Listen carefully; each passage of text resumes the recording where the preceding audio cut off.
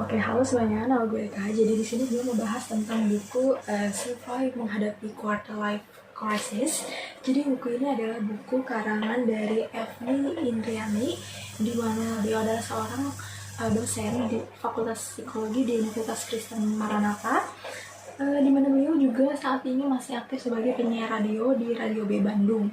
Nah, untuk buku ini sebenarnya terdiri dari 113 halaman. Jadi buku ini berisi tentang ya sekilas tentang quarter life crisis, kemudian apa saja yang dihadapi atau mungkin tanda-tanda yang dikategorikan sebagai quarter life crisis, kemudian tentang penjelasan singkat bagaimana kita sebaiknya menghadapi quarter life crisis dengan baik. Jadi buku ini adalah buku yang ringan, benar-benar ringan karena terdiri dari halaman yang nggak banyak, kemudian untuk pembahasannya juga nggak terlalu dalam. Jadi kenapa gue bilang lebih cocok untuk remaja menuju ke 20-an, karena pembahasannya lumayan masih di permukaan, belum yang terlalu dalam mengenai quarter life crisis ini. Tapi pembahasan ini juga meliputi tentang pengertian apa itu quarter life crisis bagi orang-orang yang belum tahu apa aja yang termasuk ke dalam quarter life crisis, bisa ditemukan di buku ini.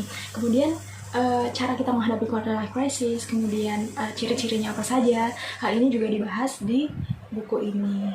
Jadi sebenarnya buku ini adalah buku yang bagus, tapi karena untuk pembahasannya masih pembahasan di permukaan, jadi menurut gue agak kurang dan lebih tepat untuk sasaran ke arah remaja menuju ke 20-an.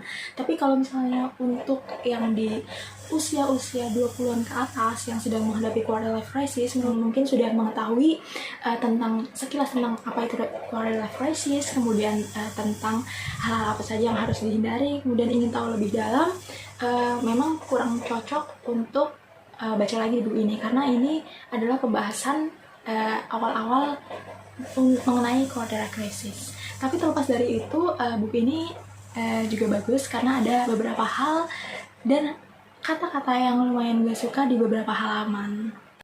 Nah, oke. Jadi di sini juga dijelaskan di halaman 43, di mana di sini disebutkan juga tanda-tanda quarter life crisis, di mana tanda-tandanya antara lain adalah: 1, kamu masih mencari apa yang menjadi mimpimu dan rencana masa depanmu. Kemudian yang kedua adalah rasa kecewa yang sangat mendalam dan saat gagal meraih goals yang kamu inginkan. Kemudian keinginan untuk menghabiskan lebih banyak waktu dalam kesendirian atau hanya bersama dengan teman-teman terdekat aja. Lalu yang keempat adalah kamu menanamkan dalam diri bahwa kamu masih muda dan masih punya banyak waktu untuk menentukan arah hidup yang harus kamu pilih. Dan untuk 4 poin ini adalah bener banget sih. Apa yang disebutkan di sini adalah hal yang pernah gue rasain ketika gue sedang survive menghadapi quarter life crisis ini. Nah, ada beberapa paragraf yang gue suka, yaitu ada di halaman 50 dan 51, di mana dijelaskan, buat kamu yang lebih banyak menghabiskan waktu sendirian, maka kamu hanya akan sibuk dengan theater of mindmu. Apabila theater of mindmu didasari oleh growth mindset, maka pemikiran-pemikiran yang dihasilkan akan membuatmu optimis, memiliki motivasi, dan pantang menyerah. Tapi, kalau theater of mind didasari oleh fixed mindset, maka akan rentan memiliki rasa frustasi karena menganggap semua sudah bersifat tetap seperti layaknya takdir. Dan ini benar banget sih, karena beberapa kita yang suka menyendiri gitu loh. Biasanya kita bertarung sama isi kepala kita sendiri, dimana ada banyak hal yang mempengaruhi kita untuk perenungan diri ketika lagi sendiri. Jadi banyak hal-hal yang memicu kita untuk bereaksi lebih dan memicu ke arah overthinking yang menyebabkan quarter life crisis ini. Nah, jadi di halaman 50 dan 51 tadi dijelaskan bahwa menyendiri itu nggak apa-apa sebenarnya, cuma lebih baik kita membangun relasi dengan beberapa orang yang lain, karena bisa saja dari mereka pintu masa depanmu terbuka. Jadi benar sih, semakin kita banyak relasi, semakin kita banyak kenal sama orang, semakin luas juga opportunity kita, chance kita untuk gapai goals kita. Karena bisa saja mereka adalah orang yang berpengaruh untuk masa depan kita, atau mungkin bisa memberikan insight atau pencerahan kita untuk pencapaian masa depan kita atau misalnya goals kita, seperti itu.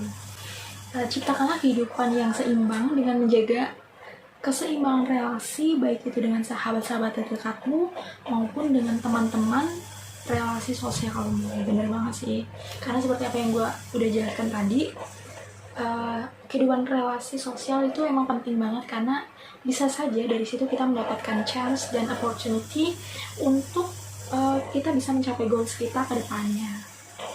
Lalu ada kata-kata yang gue suka juga, paragraf yang gue suka di halaman 53, yaitu ketika obsesi tidak mampu diwujudkan, maka akan muncul frustasi.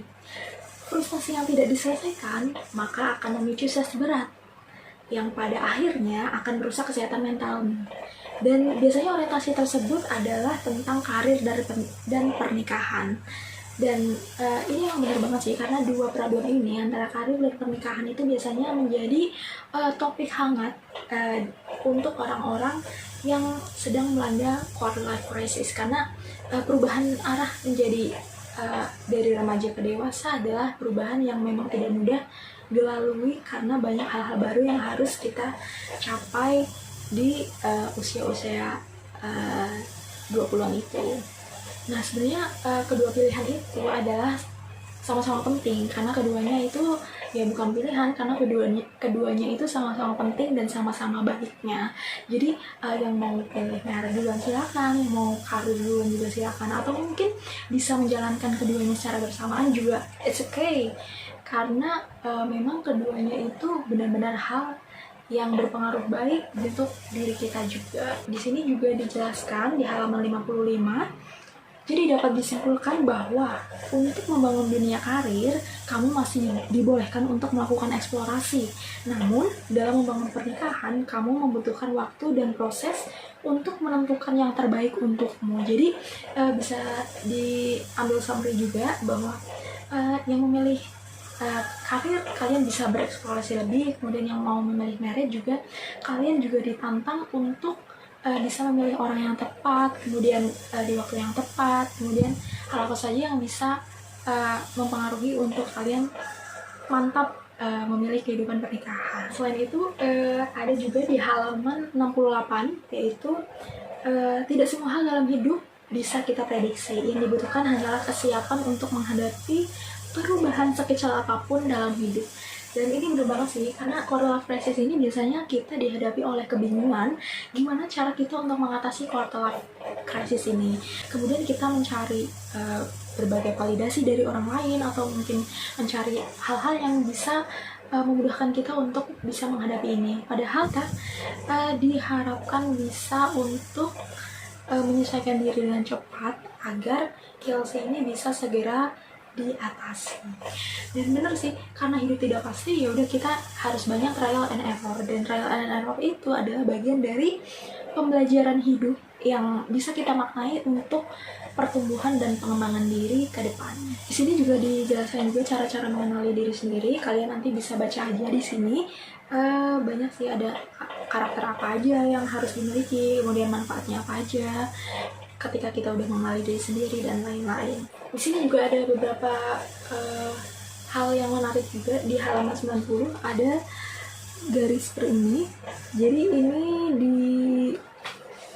dibikin oleh penulis untuk kita menuliskan apa aja passion kita, atau mungkin hal-hal apa yang harus kita batasi dan lain-lain.